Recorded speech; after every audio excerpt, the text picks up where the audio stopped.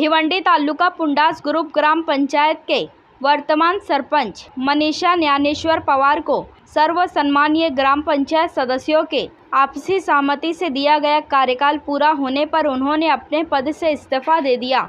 तो वहीं आगे हम आपको बता दें कि पुंडास ग्रुप ग्राम पंचायत में सरपंच पद की जगह रिक्त होने की वजह से आज दिनांक 14 अप्रैल 2024 को सरपंच पद का चुनाव अध्यासी अधिकारी अरुण बड़गुजर के अध्यक्षता में व ग्राम सेवक नवनाथ छगन कोली के उपस्थिति में संपन्न हुआ, जहां बिन विरोध सरपंच पद पर श्रीमती सौ एकता एकनाथ शेलार को बिन विरोध चुना गया।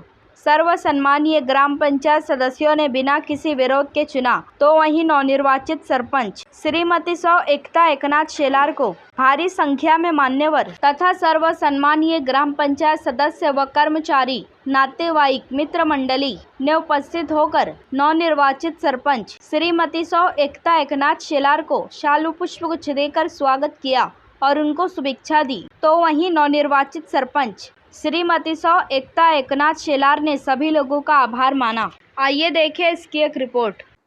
माननीय तहसीलदार साहेब यांच्याकडे दिनांक 8/4/2024 अन्वय सरपंच पदाची निवडणूक घेण्याकरता अध्यक्षीय अधिकारी म्हणून माझी श्री अरुण पंडित बडगुजर विस्तार अधिकारी यांची नियुक्ती करण्यात आली होती। त्याप्रमाणे आपण सर्वांना अजेंडा वाटप केला होता। सकाळी 10 ते 11 वाजता आपण नामनिर्देशन पत्र घेण्याची वेळ ठरवली होती। त्या अनुषंगाने सकाळी 10:30 वाजता सौ एकता एकनाथ शेलार यांचे नामनिर्देशन पत्र प्राप्त झालेले आहे। त्यांनी लावलेल्या कागदपत्राच्या अनुषंगाने सकाळी 11 ते 11:30 वाजेच्या दरम्यान सदर नामनिर्देशन पत्राची छाननी करण्यात आली आणि सदर नामनिर्देशन पत्र हे मी वैध ठरवले। आता एकच अर्ज प्राप्त असल्याने आपल्याला 11:30 ते 12 दरम्यान आपण मागे घेण्याची वेळ होती, पण एकच अर्ज असल्याने मी अध्यक्षीय अधिकारी श्री अरुण बडगुजर असे जाहीर करतो की सौ एकता एकनाथ शेलार यांची ग्रुप ग्रामपंचायत पुंडास येथे सरपंचपदी बिनविरोध निवड झाली असे मी जाहीर करतो आणि मॅडमचं अभिनंदन करतो आणि त्यांना पुढील वाटचालीस शुभेच्छा देतो। आणि आपण सर्वजण उपस्थित राहिलात तर आपण सर्वांचे मी आभार मानतो आणि मॅडमला विनंती करतो की त्यांनी आपले पदग्रहण आस्थापन करावे। धन्यवाद।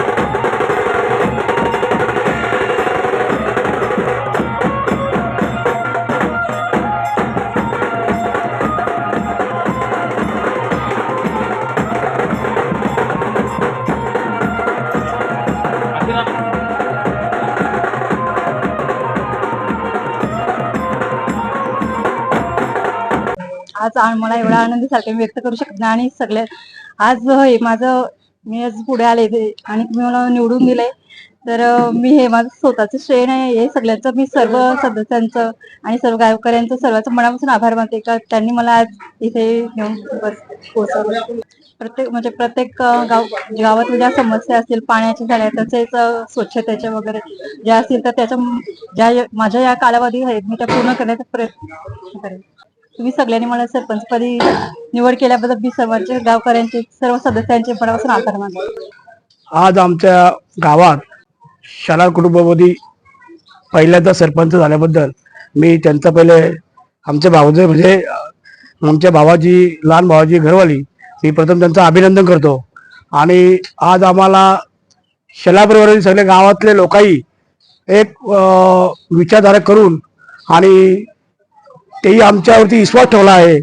त्या विश्वासाचा कुठे बली न पडता जे आमच्या गावात कुठलीही समस्या असतील ते आम्ही नक्कीच आमच्या मार्गदर्शन सांगून ती कामे आम्ही पूर्ण करू. आणि तसेच त्यांना पुढच्या वाटचाली त्यांना हार्दिक शुभेच्छा.